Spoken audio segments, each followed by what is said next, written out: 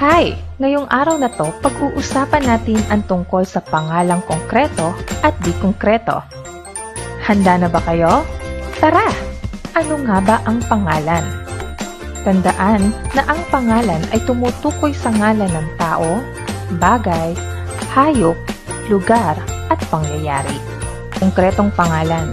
Ang konkretong pangalan ay tumutukoy sa pangalang maaaring maamoy, marinig, malasahan, mahawakan, at makita. Ano pong mga halimbawa? Magandang katanungan yan. Tara, tignan natin. Naaamoy ko ang mabangong bulaklak. Ang konkretong pangalan ay bulaklak, sapagkat ito'y naaamoy, nahahawakan at nakikita.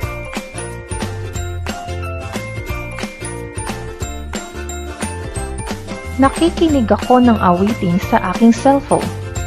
Ang konkretong pangalan ay cellphone, sapagkat dito nagmumula ang tunog na aking naririnig.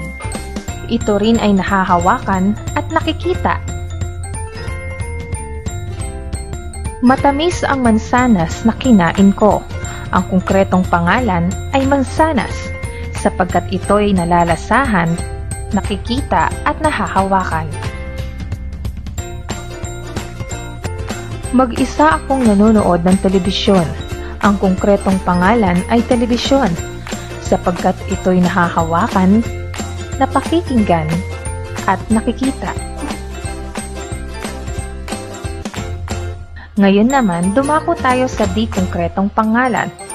Ang di-konkretong pangalan ay tutukoy sa mga pangalang hindi maaaring maamoy, marinig, malasahan, mahawakan, at makita.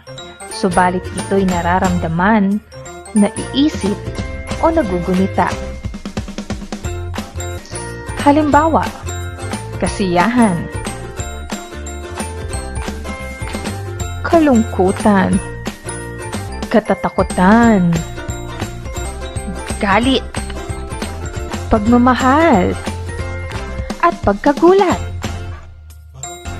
Tandaan na ang konkretong pangalan ay ang mga pangalang nahahawakan, nakikita, nalalasahan, naaamoy at naririnig. Samantalang ang di-konkretong pangalan ay ang mga pangalang naisip, nararamdaman o nagugunita.